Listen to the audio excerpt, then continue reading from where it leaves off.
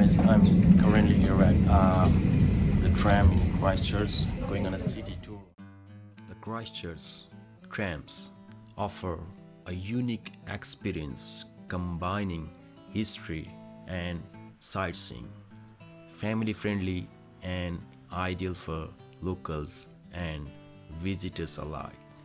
These beautifully restored heritage trams are one of the city's most iconic and best loved attraction. And don't forget, kids go free. This all-day hope of tickets allows you to visit the central city side at your leisure, and a friendly and knowledgeable drivers will keep you updated about the latest city changes in their informative live commentaries. The shopping area on the right hand side here was part of the Crossings retail precinct. Now, luckily they have managed to save some of the plaster facades here. Country Road there's got its original facade.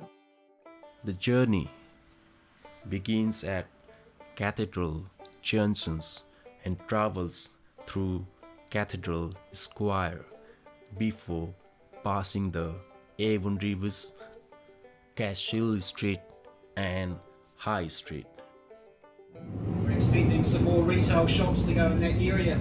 I don't think it's going to be the shops that are on that drawing though. I think they've had a change of heart about what building they're going to put in place. Just gently drifting down here, no power on the tram at all downhill.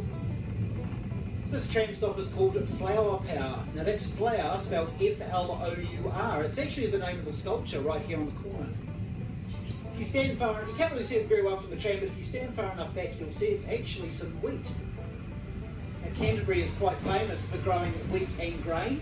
It holds several international records for the amount of grain. Now wax eyes are everywhere in Canterbury. So much so I thought they were actually native to New Zealand. Turns out they're originally from Australia. Blew in on the 1880s on a large nor'west storm, which is a long way to come for such a tiny bird. Of course, they are now a protected species.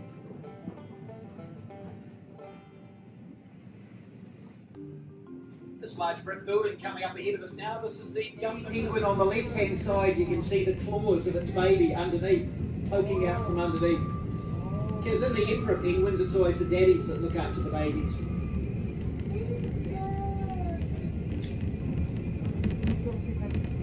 Turning down into Cathedral Square for the last time. So it's an absolutely stunning building.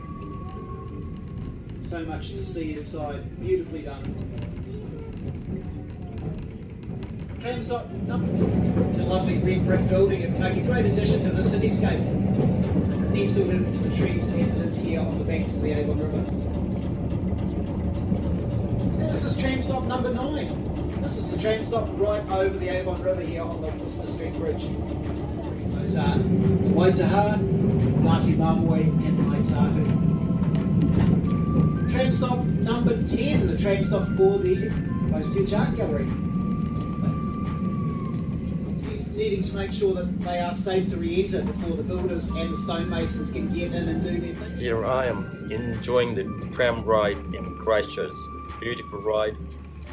Definitely recommend you guys if you're coming here at Christchurch. It's definitely worth it. You get the beautiful view of the whole city pretty much, and take you all around the city. Preschool in New Zealand dating back to 1850.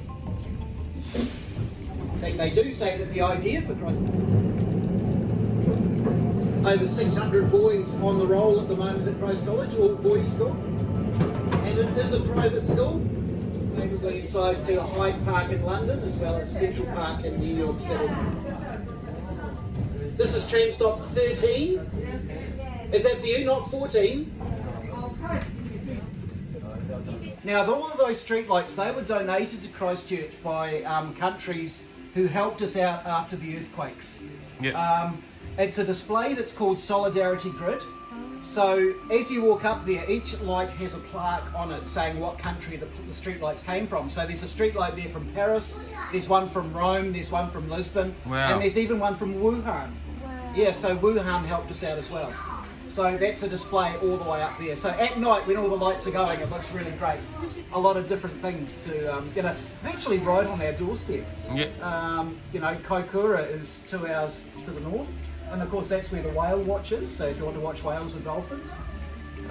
Head down to the south and you go down to Dunedin. So we're so central, everything is there. The old Christchurch RSA building. Now those black columns outside have got engraved on it the famous battles which New Zealand troops fought in World War I. Now unfortunately the RSA have run out of money and actually had to sell that building. So I think it's going to be demolished and then replaced with apartment buildings, which is a bit of a pity. That's the main entrance over there to Te Pai Convention Centre. And looks like the dogs are out for a bit of a wander as well. This green space to the left is Victoria Square. It was Market Square up until 1903, when it was renamed for the monarch. His statue graces the gardens here. Fountain, very iconic, that fountain. Features in quite a few picture postcards of Christchurch. The second fountain is the Brown Fountain. This is now where we turn right onto, you need to actually jump out Casa Publica here on the corner.